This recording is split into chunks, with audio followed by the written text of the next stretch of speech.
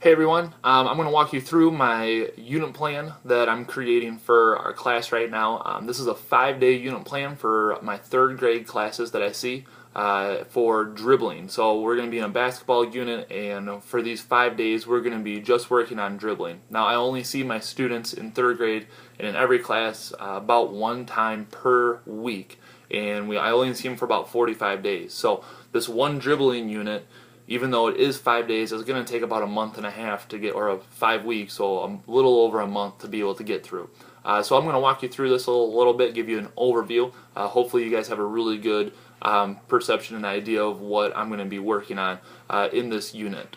So I'm going to be focusing on 4 big ideas, and those 4 big ideas are really the standards that I'm going to be focusing on, which 2 have to do specifically with dribbling, and 2 have to do just with cognitive behavior with students inside the PE setting, and being able to work on their own. So the first standard that I'm going to be working on is being able to have students dribble with their dominant hand and their offhand.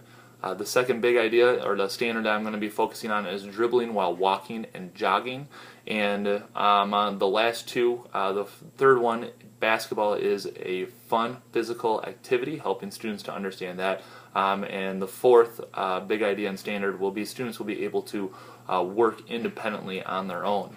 And so I'll kind of break this up by day to day, so you can kind of see what this is going to look like a little bit and how those standards are going to fit into it. So my first day in this standard is going to be a lot of introduction.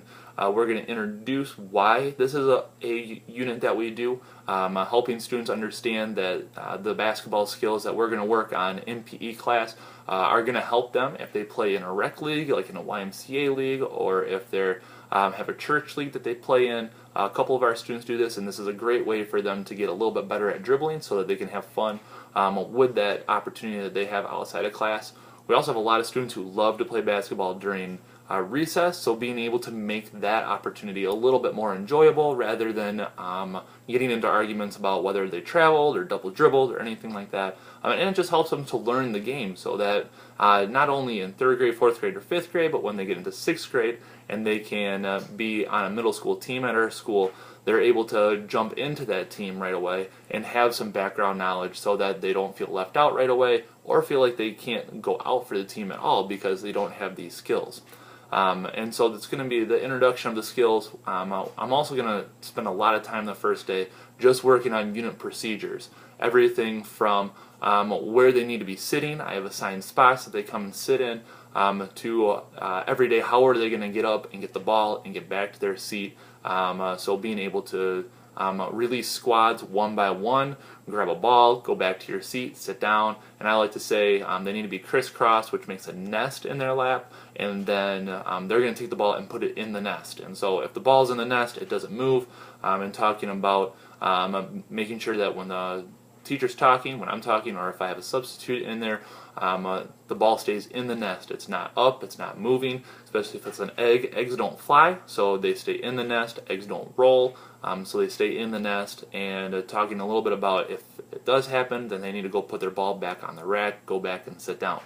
We'll also talk about different things about when the music starts, then they're able to start working on their skill. When the music stops, I need to have them sit down, and we'll practice at first without balls just to make sure that we understand before we get into it.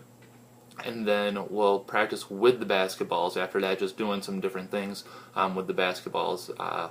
Being able to really take that time to do the third thing I'm going to do that day is to be able to do a pre-assessment. And so when I have students first get their balls, I'm just going to have them dribble. I'm not going to give them any instructions and just tell them to dribble. So I can assess how many students are going to be dribbling with their left hand, how many students are going to be dribbling with their right hand.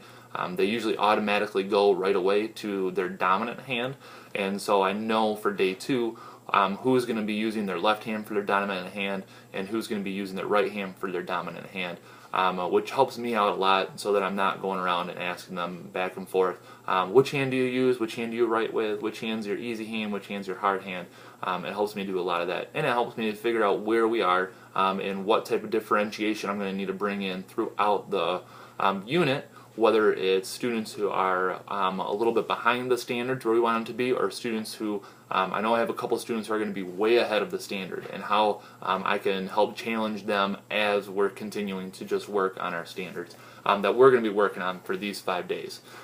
So that's day 2. Day 2 is usually a lot of, or day 1. Day 1's a lot of just procedures and working on assessments and introducing the unit. Day 2, we started getting into it a little bit. I'm still going to review the procedures that we need to make sure that we're doing to make sure that just the class runs smoothly and that we don't have any major problems. And then we start right away with our triple threat position, being able to work on that. It's our ready position, and it's actually one of the 4 steps in the standards of dribbling. So we start with that right away. And then we're going to start with just a push and catch. So we take the ball and we push it down with one hand and we catch it with 2 hands. Push it down with your easy hand, catch it with both hands. And we're going to work on that a little bit. For our students who are really skilled in that already, I challenge them to make it as low as they can, so they're keeping that ball super low to the ground. Or if they can do that, then I start challenging them to really dribble it hard. So push it down really hard with one hand and catch it, just to work on different reactionary skills with that. If I have students who are really struggling with that, and just being able to push a basketball down, I usually go get a playground ball that's really easy to bounce. So really, I'm setting them up. They could just drop the ball and catch it, and drop the ball and catch it. We don't have to worry about that push to be able to get that ball to come back up, and it just helps them get into the rhythm a little bit. I usually have a couple 3rd graders that stay with the playground ball throughout the whole unit, just because it's easier to them. They're still trying to build their arm strength a little bit. So day 2, we're working with the catch and push and catch with our dominant and offhand. So halfway through, we're going to switch to our offhand and start working on that. And then the same differentiation skills that we used prior with our dominant hand, we're going to use with our opposite hand. And then we're going to start just working on stationary dribble. So now we're taking the push and catch, and now we're trying to push, push, push, and catch. So now we're starting to get into the dribble, and we're just doing that with our dominant hand. Day 3, we build off of that, and we review the triple threat. We review the push and catch with our dominant hand, and then we start dribbling with our left hand. So now we're going push, push, push with our offhand and catching it. And the goal by the end of this day is to be able to just dribble, so dribble 10 times without looking at the ball, and without messing up or having to catch the ball. So we're going to do a couple different activities with that, having students pair up and they watch each other and count for the other person. But this is also when I'm starting to introduce the being able to have students work by themselves. I spend a lot of time having them be on their spots and working by themselves, working independently, while I go around and help out students who need a little help, making sure they're keeping the ball in their fingertips, or even just finding different ways to differentiate. And so we're going to be doing that with both hands. Day 4, we start introducing the movements, and so we worked on being stationary. Now day 4, we work on being mobile. We play a really fun game called NASCAR, where everybody's dribbling in one direction, using their dominant hand to start with, and if they mess up, then they got to go into the middle, which is the pit stop, and then they have to practice dribbling. They got to dribble it 10 times without messing up, and then they can get back out of the pits and get back into the race, being able to go around. And we're going to work on different speeds, especially for different hands. So when we're doing our easy hand, I'm going to push them to go a little bit faster, being able to jog or even run a little bit faster than they normally would be able to. And so I really push them to the point of I see a lot of people messing up, and then that's where we pause and we try to keep that speed and keep that level of intensity going so that they get better at that spot, and then we continue to move on. And then with our left hand, or my left hand, the student's non-dominant hand or offhand, we go way back down and we just start walking first. We usually have a lot of problems with that starting off, so we're going to start off slow, walking, and we'll gradually get up. Day 5, the last day, is really an assessment day. It takes a lot of time for me to assess 25 students with dribbling, being able to have them do that. We're going to be doing something really cool this time.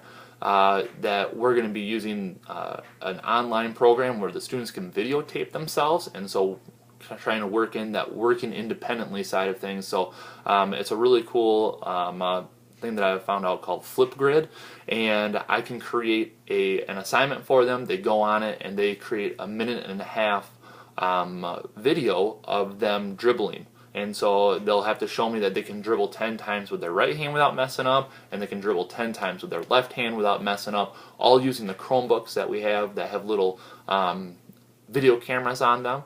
And that way they're submitted right to me, and I don't have to go through. I can go around and be helping students with this as they go. So they'll make 2 videos. One video is going to be stationary. One video is going to show them going away from me and coming back, dribbling, so I can see that they can do it with motion. And so those are my 5 days, a quick little overview of it. I hope you guys have a good idea of the direction I'm going. I'm in the middle of working on the lesson plans, and it's coming together really well. Yeah.